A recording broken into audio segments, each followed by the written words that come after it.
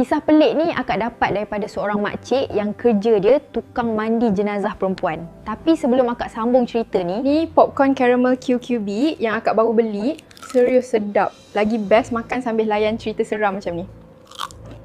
Okey, makcik ni dia banyak pengalaman mandi jenazah, jadi dia boleh rasa kalau jenazah tu lain macam dan tak sama macam jenazah biasa. Satu hari, makcik ni dia pergi uruskan jenazah seorang wanita.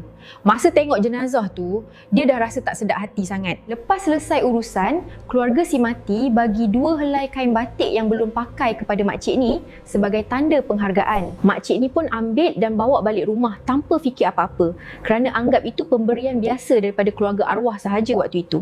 Malam tu, makcik ni mimpi ada seorang perempuan datang dan minta kain batik tu balik dengan suara perlahan tetapi jelas. Malam kedua pun mimpi benda yang sama. Perempuan tu muncul lagi seolah mendesak supaya kain batik itu dipulangkan segera. Masuk malam ketiga, makcik ni tak boleh tidur. Dia rasa macam ada benda tekan badan dia kuat hingga susah bergerak.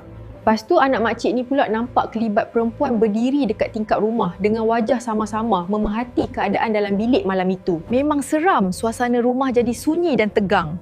Membuat semua ahli keluarga rasa takut dan tidak senang duduk sepanjang malam. Makcik ni pun faham benda tu bukan roh, tetapi gangguan lain yang datang bersama kain batik tersebut tanpa disedari oleh mereka. Makcik ni ambil kain batik tu, baca selawat dan campak keluar rumah dengan harapan gangguan itu berhenti serta-merta tanpa kembali lagi. Esoknya, makcik ni pulangkan balik kain batik tu dekat rumah arwah.